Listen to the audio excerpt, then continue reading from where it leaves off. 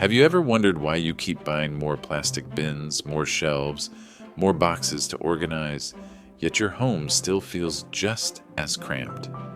Today we are going to discuss a hard truth. Clutter is not the problem. It is only a symptom. In this video, you will see why organizing can sometimes only create the illusion of progress, what deep emotions hold us back from letting go, and one small exercise that can help you feel lighter starting today. I agree with the title.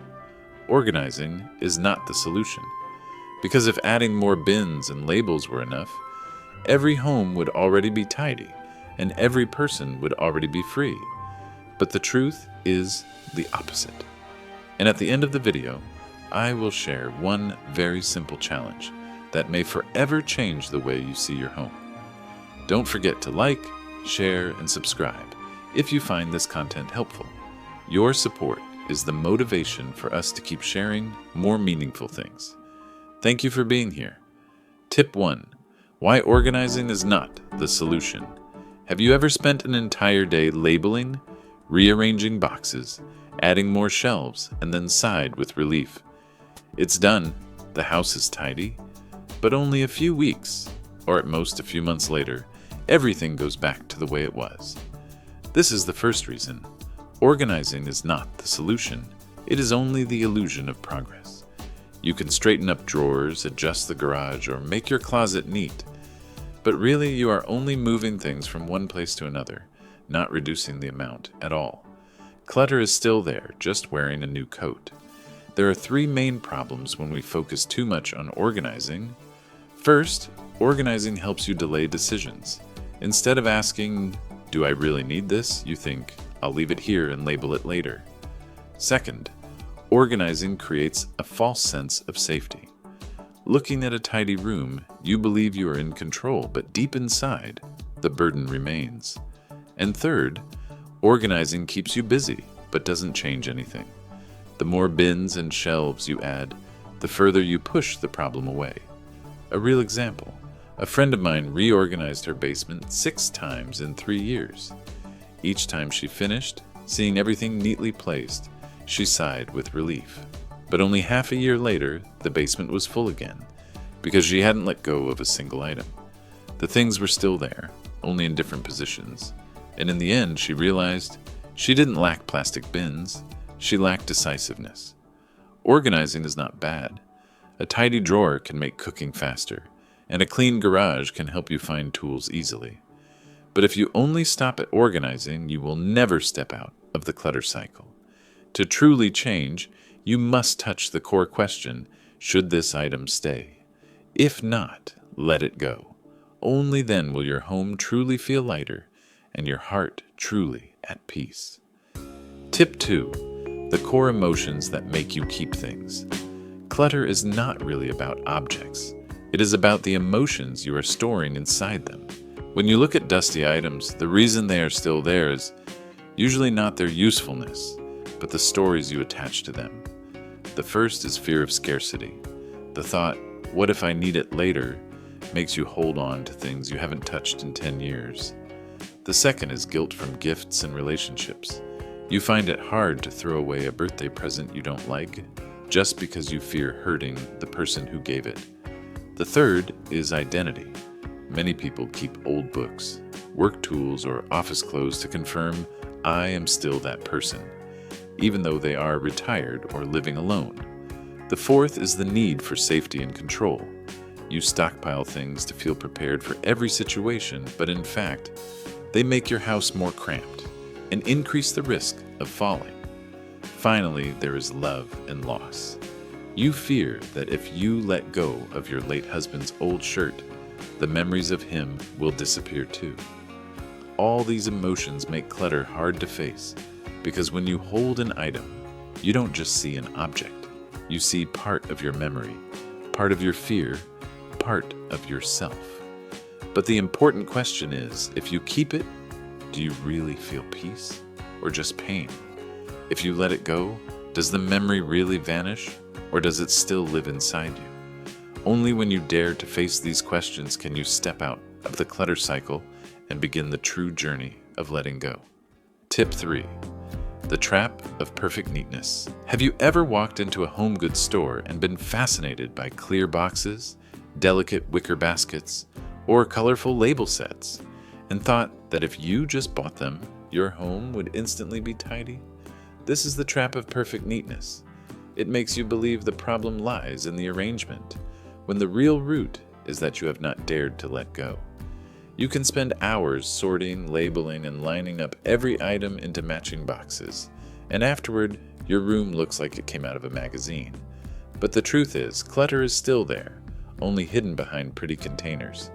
And this actually delays you further, because every time you see that neatness, you think you've done enough, while the real burden remains. I once knew a family whose garage was perfectly organized, every screwdriver labeled, every box color-coded. But for more than 10 years, they could not park a car in it, because every space was occupied by excess items. This proves that neatness does not equal freedom. The more you chase perfection, the easier it is to waste more money and time on baskets, bins, and shelves, instead of facing the tough question, what truly deserves to stay? The trap of perfect neatness is sweet, because it makes you feel productive and orderly, but in return it keeps you stuck in the same cycle. Only when you stop hiding and start letting go will you truly step out of this trap. Tip 4. A real story of transformation. This is the story of Mrs. Margaret Collins, 72 years old, a retired nurse living in Wichita, Kansas.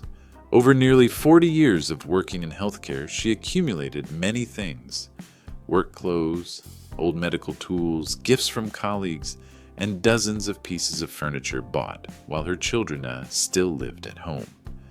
After her husband passed away and her children moved out, the spacious house suddenly became a burden. Every room was stuffed with belongings, from a garage where no car could fit to a basement filled with cartons. Mrs. Margaret once thought that if she organized better, the house would feel lighter.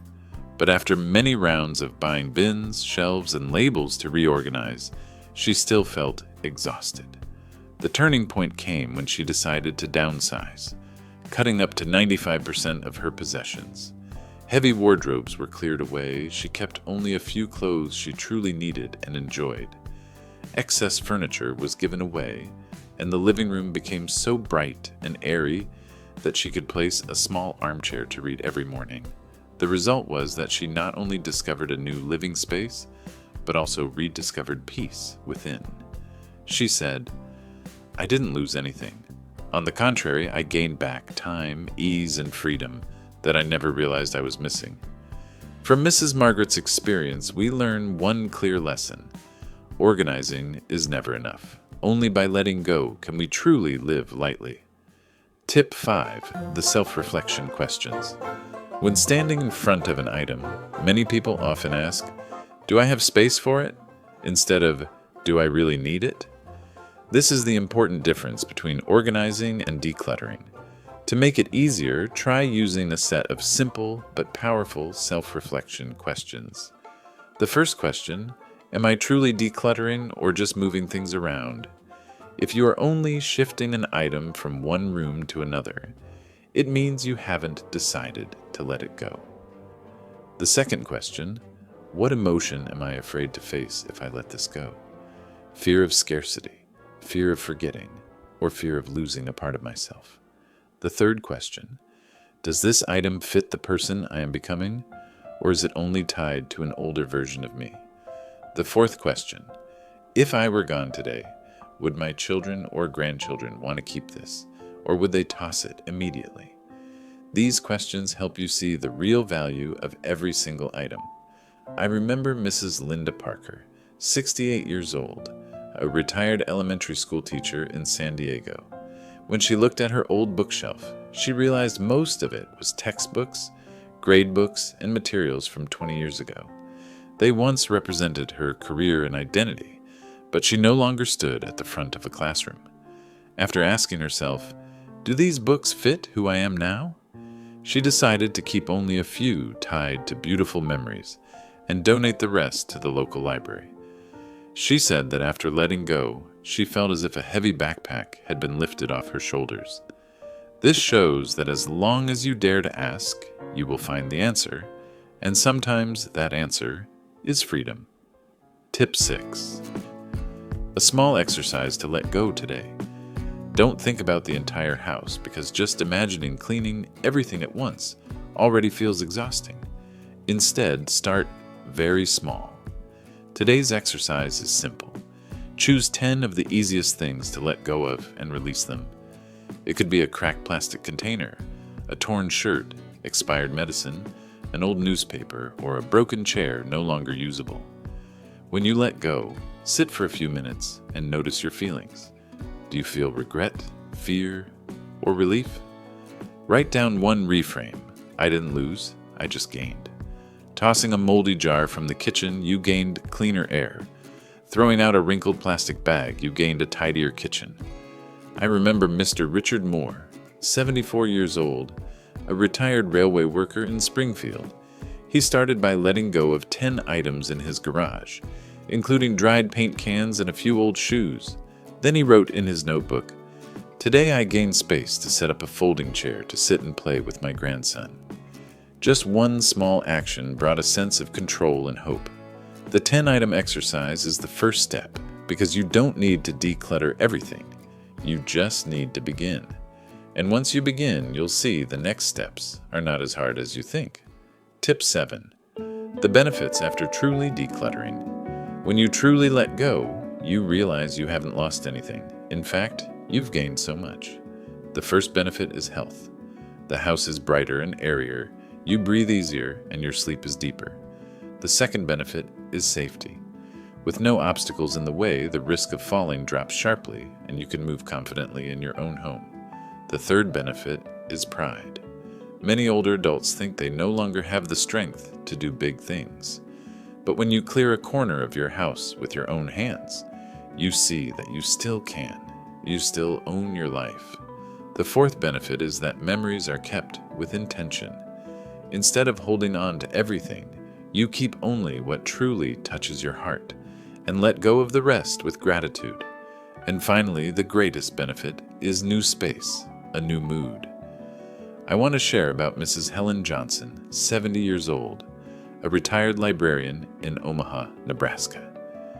After clearing out her living room, she placed a small armchair by the window where she reads every morning along with a little orchid. She said, "I didn't just declutter my house. I created a corner to enjoy the rest of my life." This proves that decluttering doesn't just change a home, it changes the soul. When you let go, you are choosing a life that is lighter, safer, and more joyful. Tip 8, a challenge for you. Now it's time to turn what you just heard into action. I have a small but powerful challenge for you. For the next 7 days, commit not to buy any new plastic bins, baskets, or shelves. Instead of finding storage, find release. Each day, choose at least 10 items and decide their fate. Keep because they are truly needed. Give away because someone else can use them, or toss because they have no value left. After 7 days, you will see at least 70 items gone and your home noticeably lighter. I remember Mr. James Miller, 66 years old, a retired carpenter in Portland. He took this challenge, and within just 1 week, his garage had opened up enough to park the car that had been outside for years.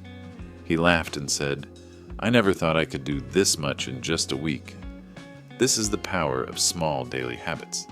When you maintain them, the results far exceed expectations. If you want to go further, I suggest 2 helpful books, The More of Less by Joshua Becker and The Clutter Connection by Cassandra Arson. They will help you better understand why you used to organize the old way and how to choose to live with less, but with more fulfillment. So the challenge is set, and now it's up to you. Start today and share your results in the comments. Who knows, your story may inspire someone else to begin their own journey of letting go. We've traveled together through 8 sections, from realizing that organizing is just an outer shell, to the root emotions that make us hold on, to the simple 10-item exercise, and even a 7-day challenge to start living lighter. And now it's time to repeat the most important truth. Clutter is not the problem. It is only the symptom. The real problem lies in fear, in memories, in our hesitation to decide. When you dare to face and let go, you are not just decluttering your home, you are clearing a heavy part of your heart.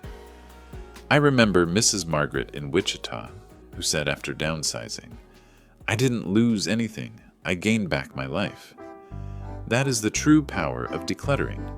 You don't need perfection, you just need to start. 1 drawer, 10 items, 1 day, and little by little, you will create a space that reflects who you are today. Thank you for staying until the very end. Your presence is the motivation for me to keep sharing more meaningful things. If you find this content helpful, please like, share, and subscribe, so each week we can take another small step together on the journey toward a lighter, safer, and more peaceful life.